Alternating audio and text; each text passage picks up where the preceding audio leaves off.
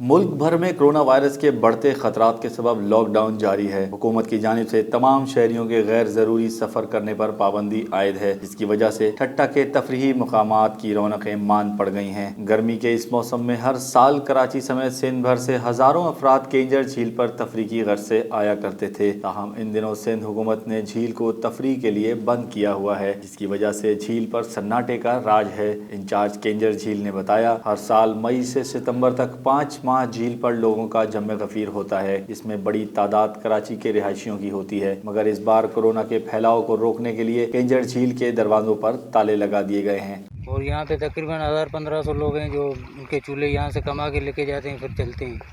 वो तकरीबन 2 माह से तो बंद है। कश्ती चलाता हूँ और ये ट्यूब वगैरह ये मजदूरी करते हैं। यहाँ पे मैं बोट चलाता हूँ, ये कश्तियाँ जो अपनी नहीं है वो मजदूरी पे चलाते हैं।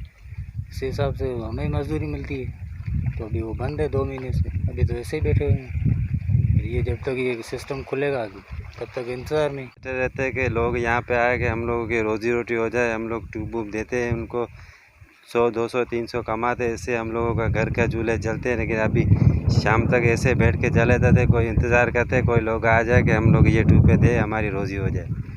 बस इसके अलावा हम लोगों का कोई रोज़ी रोज़गार नहीं है। बस सुबह से शाम तक इन्हीं के असरे बैठे रहते, लोग आएंगे हम लोग ट्यूबें देंगे, हमारी रोज़ी होगी बस।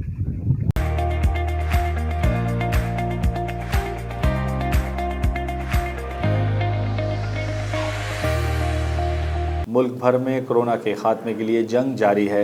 उम्मीद है वायरस को जल्द मात देने के बाद केंजर झील की रौनकें एक बार हमेशा की तरह बहाल हो जाएंगी। कैमरा टीम के हमरा अमीन फारूकी, DNN न्यूज़, ठट्टा।